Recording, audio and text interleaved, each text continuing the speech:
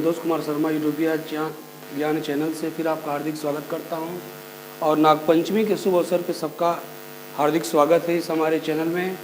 और आइए दूसरा पार्ट लेके आए, जैसा कि कल मैंने आपसे बोला था कि कल फिर वीडियो बनाते रहेंगे। तो आइए चलते हैं हड़प्पा। यानी हमने कल देखा था सिंधु सभ्यता भारत की सबसे प्राचीन सभ्यताओं में शुमार है। इस सभ्यता का विकास भारत के उत्तर पश्चिमी क्षेत्र में ताम्र पाषाणिक पृष्ठभूमि में हुआ था। इसका आकार त्रिभुजाकार था। इन सब चीज़ों के बारे में चर्चा की था और हमने ये भी बताया था कि अब तक सिंधु सभ्यता में कुल 1400 नगरों की खोज हुई है, लेकिन वर्तमान में केवल 6 को महानगर का दर्जा मिला है, जिसमें सबसे पहला जो महानगर है वह हड़प्पा है। तो आइए देखते हैं इसके बारे में, इसमें संदर्भों के बारे में जितने सवाल पूछे जाते हैं, कैसे इसका क्या संदर्भ है।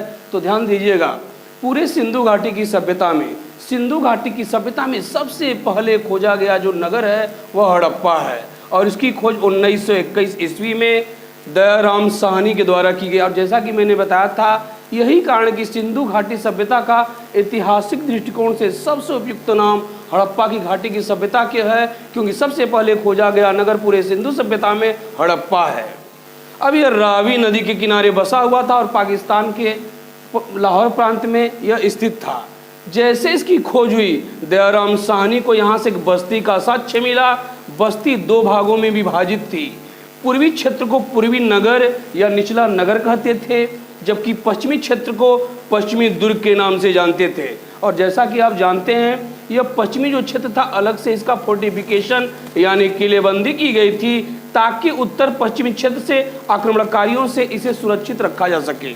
और यहाँ से एक बात उभर के आती है, ऐसा नहीं है कि कहीं पर लिखा हुआ ज्ञान जो है साक्ष्य के आधार पर इतिहासकार अपना अनुमान लगाते हैं। और देखिए कितना शानदार यहाँ से पुट मिलता है सामाजिक संदर्भ का, सामाजिक सिनेरियो का। अब आप खुद देखें, यहाँ पे 2 भागों में बस्ती विभाजित है और पश्चिमी दुर्ग जो है किलेबंद है। इसका अर्थ ये हुआ कि इसमें समाज का उत्पादक यानी यहाँ पर जो है समाज का सुविधा संपन्न वर्ग निवास किया रहा होगा, जबकि निचले नगर में किलेबंदी नहीं थी। तो यहाँ पे निम्न यानी कुल मिला के जो सुविधा विहीन वर्ग के लोग हैं यहाँ पे निवास करते थे। यानी यहाँ का सामाजिक तत्व वर्ग जो आता है, यह जो है सुविधा संपन्न वर्ग और ये लोग सुविधा विहीन वर्ग। तीसरा सबसे बड़ी बात है कि हड़प्पा नगर से, यहीं से जो है दयाराम साहनी को एक कटोरे में जले हुए गेहूं का साक्ष्य प्राप्त हुआ है। यानी परीक्षा में सवाल आएगा कि सिंधु सभ्यता के किस नगर से किस स्थान से सबसे पहले गेहूं का साक्ष्य प्राप्त हुआ, तो वह हड़प्पा है। वह हड़प्पा हुआ है और यहीं से जौ का भी साक्ष्य प्राप्त हुआ है। और यही नहीं, सिंधु सभ्यता की मुख्य खाद्य फसल गेहूं और जौ थे। ये परीक्षा में बार सवाल आया है कि सिंधु सभ्यता का मुख्य खाद्य फसल क्या थी, गेहूं और जौ। और दोनों ये साक्ष्य कहां से प्राप्त हुए, हड़प्पा नामक नगर से। यहीं से जो निम्न नगर है पूर्वी क्षेत्र में, जो निचला नगर था, यहीं से 57 श्रमिकों की बस्ती का साक्ष्य प्राप्त हुआ, जिससे इस बात की पुष्टि होती है कि वास्तव में यहाँ पे निम्न कुल के लोग निवास करते थे, जिनके रहने के लिए कोई सुविधा ध्यान नहीं दिया गया था, जबकि समाज के जो उच्च वर्ग थे वह अपनी बस्तियों को किलेबंद में रखते थे। और यही कारण कि यहाँ से 57 श्रमिकों की बस्ती का साक्ष्य मिला है। तो सवाल फिर पूछेगा कि 57 श्रमिकों की बस्ती का साक्ष्य किस नगर से मिला है, हड़प्पा से।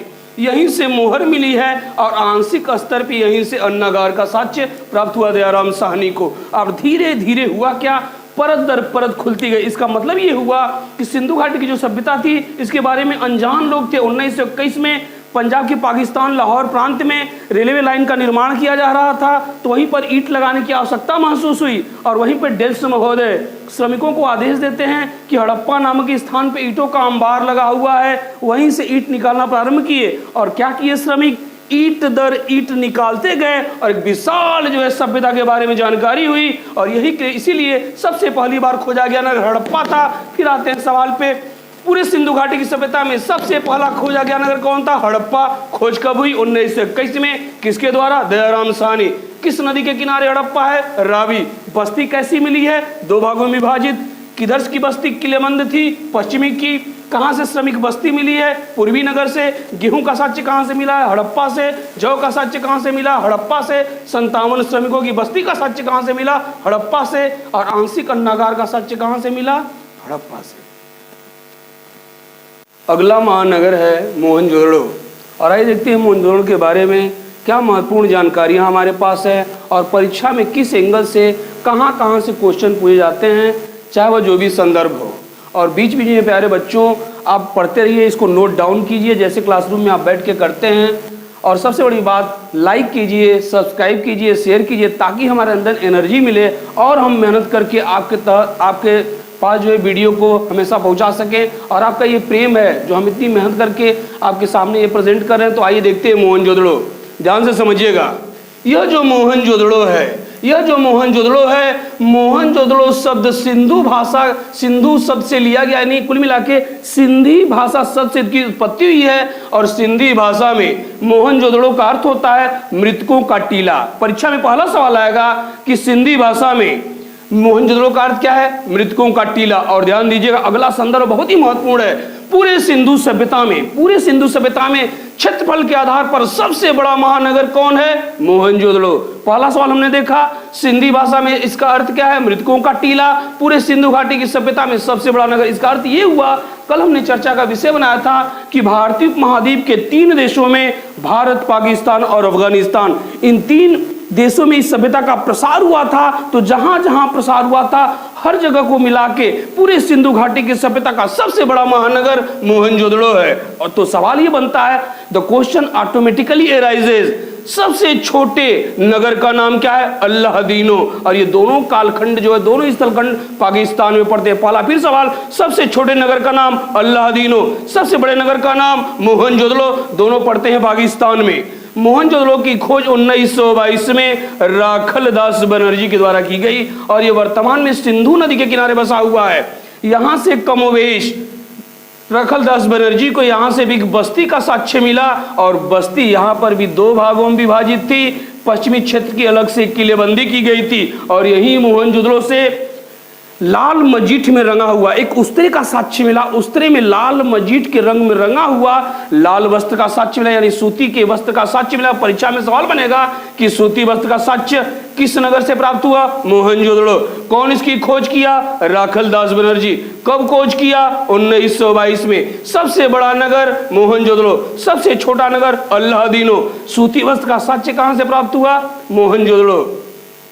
यहीं से कासे की नर्तकी की मूर्ति की साक्ष्य प्राप्त हुआ है, जो अपने हाथों में 9 चूड़ियां पहने हुई है। और मैंने बताया था आपको कि सिंधु घाटी की सभ्यता को कांस्ययुगीन सभ्यता कहते हैं, क्योंकि टिन और तांबा से मिलकर कांसा तैयार होता है। यह सभ्यता इतनी उन्नत हो गई थी, इतनी एडवांस हो गई थी कि 2 एलिमेंट को मिला के इसने कांसा बना दिया। तो टेक्निकली इस सभ्यता का सबसे उपयुक्त नाम कांस्ययुगीन सभ्यता है और यहीं से कांसे की नर्तकी की मूर्ति मिली है। मोहनजोदड़ो की सबसे बड़ी इमारत अन्नागार है, यहीं से स्नानागार का भी साक्ष्य प्राप्त हुआ है।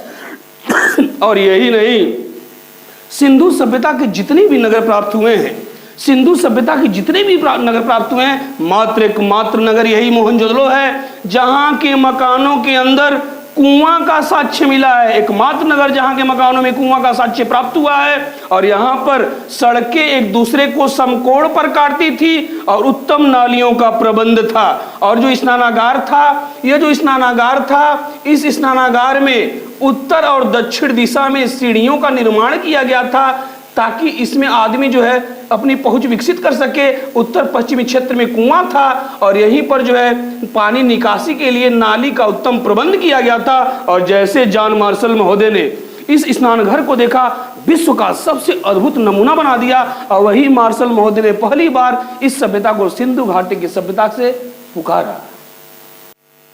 अगला महानगर लोथल है और आइए देखते हैं लोथल के बारे में क्या हमारे पास जानकारी है और परीक्षा में कैसे सवाल पूछे जाते हैं।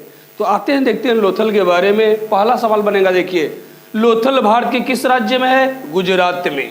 लोथल भारत के गुजरात राज्य में है और यह जो है भोगवा नदी के तट पर स्थित है। भोगवा नदी एक बरसाती नदी है। बरसाती नदी उस नदी को कहते हैं जो वर्षा के दिनों में उफान में आ जाती है और बाकी शेष समय में नाले में तब्दील हो जाती है। तो यहाँ की गुजरात की जो है यह एक बरसाती नदी है। तो परीक्षा में सवाल आएगा, लोथल भारत के किस राज्य में, गुजरात में। किस नदी के किनारे, भोगवा नदी के किनारे। और ध्यान दीजिएगा, दिखने में इसका आकार, प्रकार, रूप, रंग ऐसा था कि बिल्कुल जैसे यह हड़प्पा के जैसे प्रतीत होता था, लेकिन यह साइज में छोटा था, इसीलिए लोथल को लघु हड़प्पा कहते हैं। यानी आइए सवाल पे, किस राज्य में है लोथल? गुजरात में। किस नदी के तट पे? भोगवा नदी के किनारे। लघु हड़प्पा किस नगर को कहते हैं? लोथल को। और यहीं से गोदीवाड़ा हार्बर, गोदीवाड़ा हार्बर और या बंदरगाह या पत्तन का साक्ष्य प्राप्त हुआ है। हार्बर कहिए, पोर्ट कहिए या बंदरगाह कहिए, पत्तन कहिए, लेकिन परीक्षा में सबसे अधिक सवाल पूछा गया है गोदीवाड़ा। गोदीवाड़ा, बंदरगाह, पत्तन एक ही चीज है, लेकिन बार बार एक कंफ्यूज करने के लिए सवाल परीक्षा में आता है कि गोदीवाड़ा का साक्ष्य कहां से प्राप्त हुआ है? लोथल से। इसका अर्थ यह हुआ कि लोथल एक पत्तन नगर था। अब देखिए इसका, यहाँ पे गुजरात राज्य में, यहाँ पर चूंकि लोथल था, समुद्र से सटा हुआ था, तो ये पत्तन नगर था। यहाँ से सामानों का आदान और प्रदान किया जाता था। इस बात की पुष्टि कैसी होती है? इसी लोथल नामक स्थान से फारस, फारस प्राचीन नाम ईरान का है, फारस प्राचीन नाम ईरान का है, यहीं से फारस यानी ईरान का एक सिक्के का साक्ष्य प्राप्त हुआ। इसका मतलब ये हुआ कि यहां से लोग गए होंगे या आए होंगे और आने जाने के क्रम में यहीं पर फारस यानी ईरान का एक सिक्का छूट गया, जिससे इस बात की पुष्टि होती है कि लोथल वास्तव में एक पत्तन नगर था। यहां से गोदीवाड़ा का साक्ष्य प्राप्त हुआ है। और सबसे बेहतरीन, सबसे अनोखा, सबसे अद्भुत जो चीज मिली है वह है नगर नियोजन के संदर्भ में। अभी आपने देखा हड़प्पा का नगर नियोजन मोहनजोदड़ो का कमोबेश एक ही था, दोनों में 2 भागों में विभाजित थी, लेकिन यहाँ पे एक ऐसा नगर प्राप्त हुआ, आयताकार नगर प्राप्त हुआ है जहां पर बस्ती का विभाजन नहीं था, पुरी और दुर्ग के बीच में विभाजन नहीं था, और चारों तरफ से पूर्ण किलेबंद था। चारों तरफ से इसकी किलेबंदी की गई थी। तो परीक्षा में सवाल आता है कि सिंधु सभ्यता का वह कौन सा नगर है जहां की बस्ती पूर्ण किलेबंद थी? तो वह लोथल होगा। यहीं से पहली बार सिंधु घाटी की सभ्यता में चावल का साक्ष्य प्राप्त हुआ है। और यहाँ के लोग सिंधु सभ्यता के प्रत्येक नगर से मातृ देवी की पूजा का विधान मिलता है, लेकिन 2 ही ऐसे नगर हैं जहाँ पे मातृ देवी आदि शिव की पूजा का विधान नहीं मिलता है। एक है लोथल और एक है कालीबग्गा। और यहाँ से हवन कुंड का साक्ष्य मिला है। इसका अर्थ ये हुआ ईश्वर को प्रसन्न करने के लिए, आराधना करने के लिए ये लोग हवन कुंड का माध्यम का प्रयोग करते थे। अब आइए आते हैं सवाल। पहला सवाल बनेगा, लघु हड़प्पा किस नगर को कहते हैं? लोथल को। किस राज्य में? गुजरात में। किस नदी किनारे? भोगवा। गोदीवाड़ा का साक्ष्य कहां से मिला? लोथल का। बंदरगाह का साक्ष्य कहां से मिला? लोथल से। पत्तन नगर कौन था? लोथल। कहां से कायतकार बस्ती मिली है जो पूर्ण किलेबंद थी? लोथल। सिंधु सभ्यता में चावल का साक्ष्य कहां से मिला और कहां से हवन कुंड का प्रमाण मिला? अगला महानगर कालीबग्गा है। अभी हमने हड़प्पा के बारे में, मोहनजोदड़ो के बारे में, लोथल के बारे में देखा। अब बारी है कालीबग्गा की।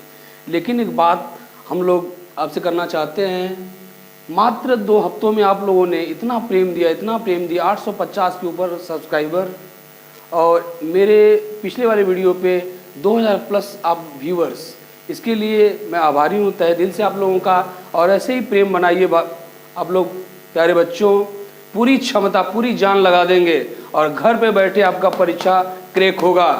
चाहे आप किसी शहर के हों, पूरी क्षमता लगा देंगे, पूरी फैकल्टी जान लगा देगी। और बस लाइक सब्सक्राइब करते रहिए ताकि हम लोग का एनर्जी और जो है बढ़ता रहे और हम लोग उतनी लगन से मेहनत करते जाएं।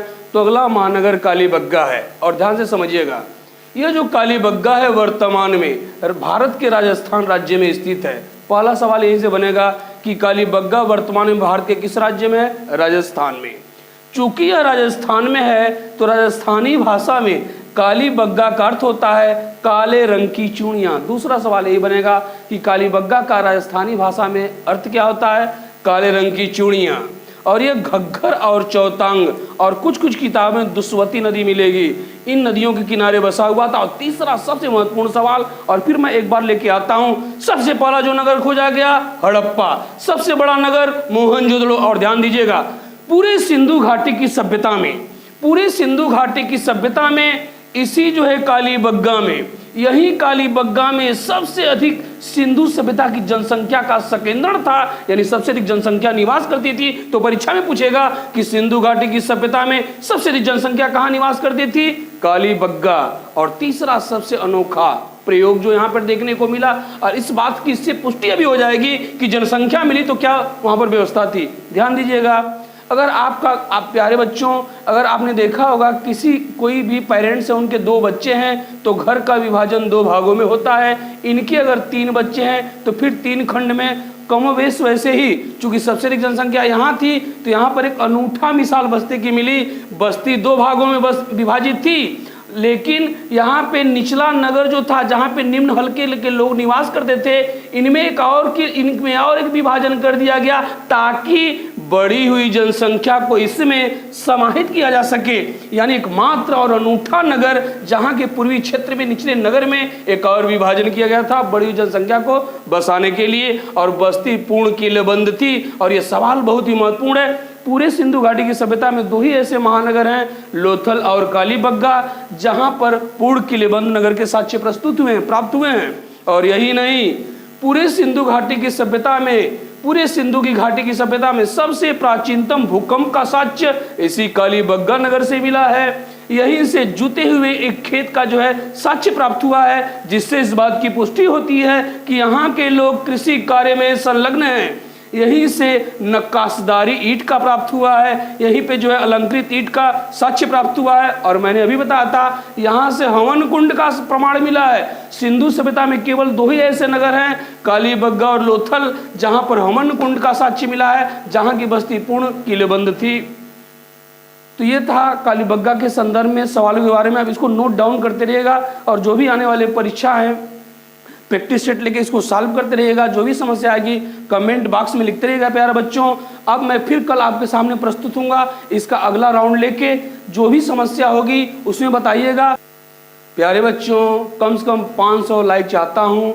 आपने तो 2000 से अधिक व्यूवर्स दे दिए, जो अपने आप में एक अनूठी मिसाल है मात्र 14 दिनों में। और चाहता हूँ कि अधिक लाइक करें, ताकि हमारे अंदर और क्षमता का विकास हो, और शानदार तरीके से आपके पास हर एक पक्ष का history, geography, polity, economics and even मैंने आपसे पहले ही बताया था, नॉर्मन लेवाइस किताब गोरखपुर से लेकर बनारस तक कोई नहीं पढ़ाता। वर्ड पावर केवल लोग कहते क्या है, एंटोनिम है, सिनोनिम है, नाउन है, प्रोनाउन है, लेकिन यह नहीं जान पाते कि नाउन प्रोनाउन क्यों पढ़ना चाहिए। वर्ड पावर कोई 5000 रट नहीं सकता, तो तरीका मैं बताऊंगा कि कैसे आप उसको तैयार करें। कल के मेरे वीडियो में मैं वर्ड पावर पे लेके आऊंगा और एक टेक्निक बताऊंगा कैसे वर्ड पावर आप क्रिएट करेंगे। किसी शब्द को कोई भी शब्द अगर होगा आपके सामने रखा जाए, कोई भी वर्ड अंग्रेजी का, तो देख के ही आप बताएंगे कि नाउन है, कि वर्ब है, कि एडवर्ब है, कि एडजेक्टिव है। फिर मैं बताऊंगा कि नाउन प्रोनाउन ही केवल नहीं, बहुत बड़े बड़े टीचर 1 महीना नाउन है, प्रोनाउन है, नाउन ये है, लेकिन नाउन क्यों पढ़ते हैं? What is the use of studying noun? Why we are going to study noun? What is the main motto of studying noun? कल मैं आपके पास रखूंगा कि नाउन पढ़ने का मूल मोटो क्या है, वर्ड पावर में उसका क्या कनेक्शन है, क्या वर्ड पावर हम याद करें, केवल 5000 शब्द याद करें डेली की डेली, फिर भूल जाए, टीचर को भी नहीं पता है, तो मैं सिखाऊंगा वर्ड पावर कैसे तैयार करें। Thank you very much. Channel को सब्सक्राइब कीजिए, लाइक कीजिए, सब्सक्राइब कीजिए।